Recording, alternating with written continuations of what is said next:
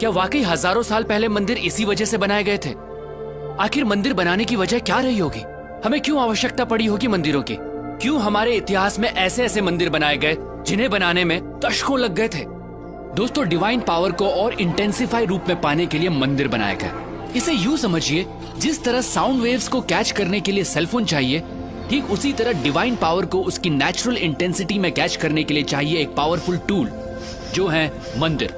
एक तरह से यूं समझिए, कॉस्मिक कनेक्शन के लिए बनाए गए पावरफुल टूल है मंदिर।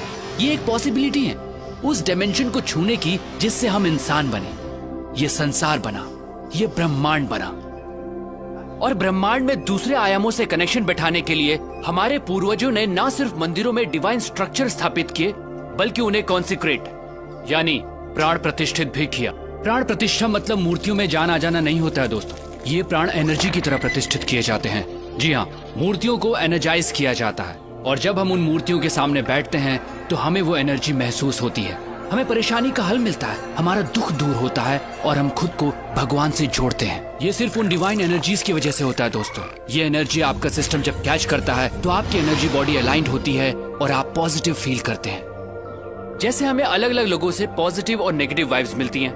देखिए दोस्तों, एनर्जी जो है वो आपके थॉट प्रोसेस से ड्राइव होती है और सामने वाला वही महसूस करता है। ठीक उसी तरह जब हम प्राचीन मंदिरों में जाते हैं तो हमें वहाँ की पॉजिटिव वाइब्स महसूस होती है।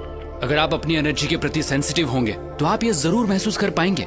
कई मंदिरों की एनर्जी ऐसी होती है कि आप अपने आंसू नहीं रोक पाते, आप इमोशनल हो जाते हैं। हो सकता है आप गिल्ट महसूस करें उस काम के लिए जो आपको गलत लगता है। ऐसी जगह आपको मेल्ट करती हैं, आपको लाइट करती हैं, आपको हल्कापन महसूस कराती हैं।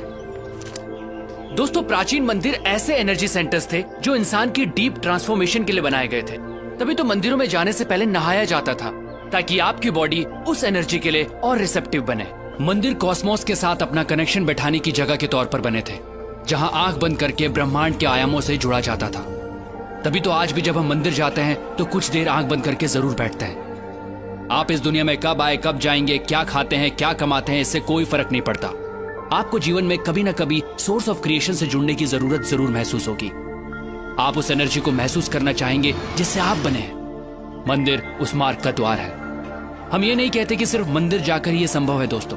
अगर आपके घर में मंदिर जैसा एनवायरनमेंट है, कॉन्सिक्रेटेड मूर्ति है, तो आप कॉस्मोस के साथ अपने कनेक्शन को और स्ट्रॉन्ग कर सकते हैं। हमें जितना हो सके इस एनर्जी के पास रहना चाहिए, प्राण प्रतिष्ठित स्थानों पर जाना चाहिए।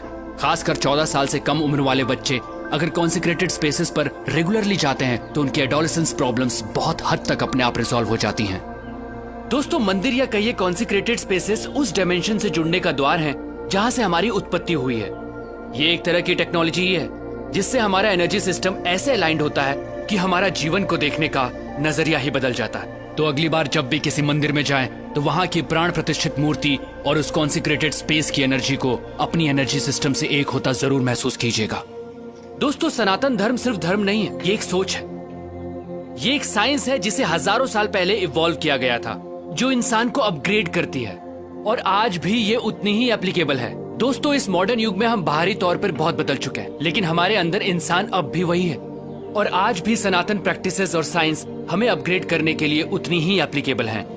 सनातन सोच के माध्यम से मैं ऐसी ही चीजें, ऐसी ही साइंस आप तक पहुंचाता रहूंगा। दोस्तों, अगर आपके दिमाग में भी ऐसी ही कुछ प्रैक्टिसेस हैं, साइंस हैं, तो आप मुझसे जरूर शेयर कीजिएगा, क्योंकि हमें लगता है इस वक्त वर्तमान में सनातन सोच की आवश्यकता है, क्योंकि यही हमारा भूत है और यही हमारा भविष्य। प्रणाम। क्या वाकई हजारों